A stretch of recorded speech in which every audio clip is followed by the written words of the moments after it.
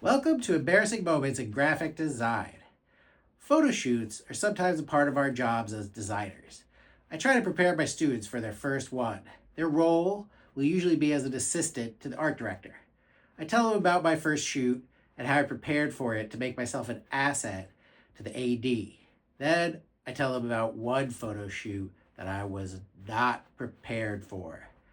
I was designing a cover for a book about the effects of incarceration. We wanted an image of hands hanging out from a jail cell. It was specific enough that it would have to be a photo shoot. I wasn't an art director, but they allowed me to art direct it anyway, so I called Chris. I'd worked with Chris before. He was talented and adventurous photographer. Together, we had photographed a gang leader whose crew was with us in the studio. Everyone had a gun but us. We shot my final erotic book cover with a model in a midtown hotel bed. His girlfriend stopped by to give him a piece of equipment he didn't need.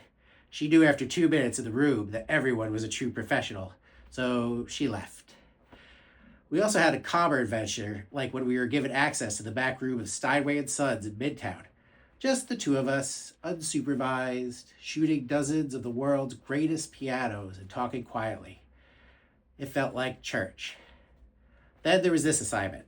Chris arranged permission for a shoot at Rikers Island. We checked in at security, drove across the long bridge with all of our equipment, checked in again at the end of the bridge, parked, and unloaded. Then on foot, we went through another security check as we entered the sprawling property. The guard took us to an unused wing where there were no inmates. He told us it was the same wing that was used in Austin Powers.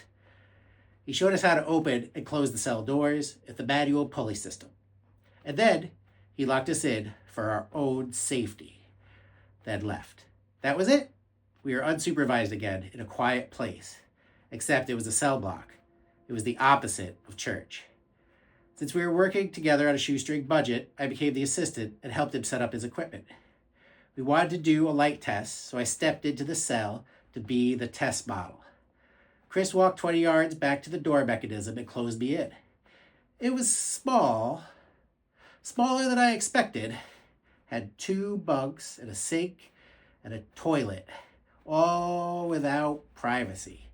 The space started closing in on me, so I turned around and looked through the bars for relief. Chris came back and we did some test shots.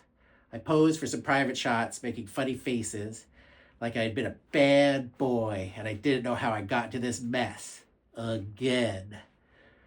Satisfied with the shoot and still laughing, Chris went back to open the pulley system. The door started moving, then stopped. It only opened about 3 inches. I yelled at him, "Hey, try again!" laughing nervously. He tried again and then walked back to the cell. We tugged on the bars, but it wasn't that easy. After all, it was a jail. Chris walked the 20 yards again and shouted for me to push as he engaged the pulley system. No luck.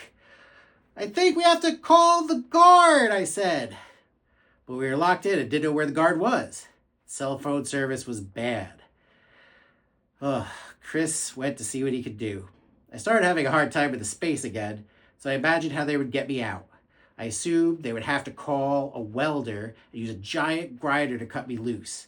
I'd have to wear a lead blanket and safety goggles to avoid getting burned by the sparks. I imagined it would take the rest of the day and we'd have to pay the welder's bill and any additional damages to the jail. Oh, this would ruin my shoestring budget and my chance at art directing future projects. I longed for the old government-issued packs of tobacco. After 20 minutes, I heard Chris shout that he was back with the guard, who fiddled with the system, and after 3 agonizingly long tries, he finally opened it. "We really don't maintain this wing," he chuckled. My jailbreak was a success, with help from the inside, of course, and my budget and my design reputation remained intact. Well, thanks for joining me in another edition of Embarrassing Moments in Graphic Design. And remember, design is serious, but life is not. Did that really happen? Yeah. It was weird.